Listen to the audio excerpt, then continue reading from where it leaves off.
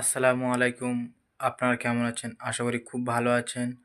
নূরের বার্তা চ্যানেল থেকে আপনাকে শান্তি ও শুভেচ্ছা। তো মুসা নবীকে শয়তান কেন খুঁজছে? বিস্তারিত আলোচনা আমরা সবাই মিলে গিয়ে শুনবো। চলুন ভিডিওটা দেখা যাক। ধৈর্য সহকারে আপনারা সবাই শুনবেন, আশা করি। প্রিয় বন্ধুরা, কেন ইবলিস শয়তান আজও পর্যন্ত হজরত মুসা আলাইহিসসালামের কবর খুঁজে বেড়াচ্ছে? ইবলিস শয়তান যদি মুসা নবীর কবর খুঁজে পায় তাহলে কি হবে? আর কেনই বা হজরত মুসা আলাইহিসসালামের কবর মোবারক মানুষের চোখের আড়ালে আছে? খুবই তথ্যবহুল টপিক নিয়ে হাজির হয়েছি, তাই ভিডিওটি শেষ পর্যন্ত দেখতে থাকুন। আসসালামু আলাইকুম প্রিয় বন্ধুরা, আশা করি আপনারা সকলেই ভালো আছেন। প্রিয় বন্ধুরা, ইসলামের ইতিহাসে হজরত মুসা আলাইহিসসালাম সকল নবী রাসূলদের মধ্যে একজন বিশিষ্ট নবী এবং আল্লাহর মনোনীত একজন বিশেষ পয়গম্বর ছিলেন। হজরত মুসা আলাইহিসসালামের মহত্বের কথা কুরআন মাজিদে সবচেয়ে বেশিবার উল্লেখ করা হয়েছে। কুরআন মাজিদের 30 পারার মধ্যে 28 পারাতেই মুসা আলাইহিসসালামের কথা বলা হয়েছে। 36টি সূরায় তার নাম 120 বার এসেছে। নবী রাসূলদের মধ্যে হজরত মুসা আলাইহিসসালামকে সবচেয়ে বেশি সংখ্যক মোজেজা আল্লাহ তাআলা দিয়েছিলেন। কুরআনে হজরত মুসা আলাইহিসসালামের ফজিলতপূর্ণ জীবন এবং তার ইসলাম প্রচারে অবদান অনেক শ্রদ্ধার সাথে বর্ণনা করা হয়েছে। কিন্তু খ্রিস্টানদের ধর্মীয় কিতাব বাইবেলে কিছু আয়াতে হজরত মুসা আলাইহিসসালামের ব্যাপারে একেবারে ভিন্ন কথা উল্লেখ করা হয়েছে।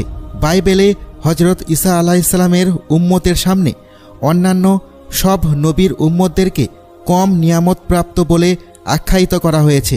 বাইবেলে ভাগ্য নির্ধারণ সম্পর্কিত আয়াতে এই কথা উল্লেখ আছে যে হজরত মুসা আলাইহিসসালাম তার উম্মতদেরকে মিশর থেকে বের করে অনেক বড় ভুল করেছিলেন, যে অপরাধের কারণে আল্লাহ তাআলা তাকে শাস্তি দিয়েছিলেন। বাইবেল অনুযায়ী আল্লাহ তাআলা হজরত মুসা আলাইহিসসালামকে ওই জায়গা দেখিয়েছিলেন যে জায়গা তার পূর্বের নবী রাসূলদেরও জায়গা ছিল, যেখানে তাদের উম্মতেরা বিস্তৃত ছিল। আল্লাহ তাআলা হজরত মুসা আলাইহিসসালামকে ওই স্থান দূর থেকে দেখিয়েছিলেন এবং তাকে কখনো সেই স্থানে যেতে নিষেধ করেছিলেন। ধারণা করা হয় বাইতুল মুকাদ্দাসে মুসা আলাইহিসসালামের মৃত্যু হয়, কিন্তু তার কবর কোথায় তা আজও জানা যায়নি। খ্রিস্টান মাজাবের ইলমে কিতাবে উল্লেখ করা হয়েছে যে শয়তান হজরত মুসা আলাইহিসসালামের কবর এখনও খুঁজছে। এটি আসলে বাইবেলের নিউ টেস্টামেন্টের কিতাব, যা মূলত এই তথ্যের উপর প্রতিষ্ঠিত। সেখানে এটি বলা হয়েছে, কিন্তু ফেরেশতা মিকাইল আলাইহিসসালাম হজরত মুসা আলাইহিসসালামের লাশকে নিয়ে ইবলিসের সাথে দ্বন্দ্ব করার সময় ইবলিসের বিরুদ্ধে নালিশ করার সাহসিকতা দেখায়নি, কিন্তু এটা বলেছিল যে তোমার উপর আল্লাহর লানত বর্ষিত হোক। কিছু খ্রিস্টানদের মতে এই আয়াতকে কোনোভাবেই অবহেলা করা যায় না। অত্যন্ত গুরুত্ব সহকারে এই আয়াতটি পর্যবেক্ষণ করা উচিত, কারণ এই আয়াতেই আল্লাহ তাআলা এবং ইবলিসের মধ্যে হজরত মুসা আলাইহিসসালামের কবরের অবস্থান নিয়ে এক বিস্ময়কর লড়াইয়ের দৃষ্টান্ত বর্ণনা করা হয়েছে। আর একদলের ভাবনা হচ্ছে এই রকম যে ইবলিস হজরত মুসা আলাইহিসসালামের কবর এই জন্য তালাশ করছিল যাতে করে সে তার দেহ মোবারককে কবর থেকে উঠিয়ে তার লাশের সম্ভ্রম ছিনিয়ে নিয়ে বেইজ্জতি করতে পারে। খ্রিস্টানরা এটাও মনে করে যে মুসা আলাইহিসসালাম অনেক বড় একটি পাপ করেছিলেন, আর তা হচ্ছে তিনি বনি ইসরায়েলদের উন্নত জীবনযাপন এবং উত্তম প্রতিদানের আশা দেখিয়ে নিজের লাভের জন্য বনি ইসরায়েল কমকে সেখান থেকে বের করে নিয়ে এসেছিলেন। আর এ কারণেই আল্লাহ তাআলা তার থেকে তার সকল মোজেজা ফিরিয়ে নিয়েছিলেন এবং তার জীবন কেড়ে নিয়েছিলেন। আর এটাও বিশ্বাস করে যে আল্লাহ তাআলা হজরত মুসা আলাইহিসসালামের কবরকে গোপন করে রেখেছেন, যাতে শয়তান কখনও তার কবরকে খুঁজে না পায় এবং সেখান থেকে তার লাশ উঠিয়ে বনি ইসরায়েল কমকে মিথ্যা কথা বলে আবার পথভ্রষ্ট না করতে পারে। আর এ কারণেই শয়তান আজও হজরত মুসা আলাইহিসসালামের লাশের সন্ধানে রয়েছে।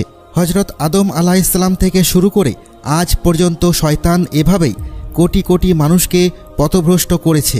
আর শয়তানের দেখানো রাস্তা অনুসরণ করে আজও কিছু মানুষ মৃত লাশের পূজা করে আল্লাহর সাথে শিরিক করে। এই কারণেই আল্লাহ তাআলা হজরত মুসা আলাইহিসসালামের কবরের ঠিকানা এখনও পর্যন্ত গোপন রেখেছেন। ইসলামের ইতিহাসে কোথাও হজরত মুসা আলাইহিসসালামের রওজা মোবারকের সঠিক অবস্থানের ঠিকানা এখনও পাওয়া যায় না, কিন্তু কিছু কিছু কিতাব ও আয়াত রয়েছে যেখান থেকে মুসা আলাইহিসসালামের কবরের ধারণা পাওয়া যায়। যেমন বুখারী শরীফে বর্ণনা রয়েছে, হজরত আবু হুরায়রা রাদিয়াল্লাহু আনহু থেকে বর্ণিত হয়েছে, রাসূলুল্লাহ সাল্লাল্লাহু আলাইহি ওয়াসাল্লাম বলেছেন, মালাকুল মতকে মুসা আলাইহিসসালামের রূহ কবজ করার জন্য পাঠানো হয়েছিল। ফেরেশতা যখন তার কাছে এলেন, তিনি তার চোখে চর মারলেন। তখন ফেরেশতা রবের কাছে গিয়ে বললেন, আপনি আমাকে এমন এক বান্দার কাছে পাঠিয়েছেন যিনি মরতে চান না। আল্লাহ বললেন, তুমি তার কাছে ফিরে গিয়ে বলো, সে যেন তার একটি হাত গরুর পিঠে রাখে। তার হাত যতগুলো পশম ঢাকবে তার প্রতিটি পশমের বদলে তাকে 1 বছর করে আয়ু দেয়া হবে। মুসা আলাইহিসসালাম বললেন, হে রব, তারপর কি হবে?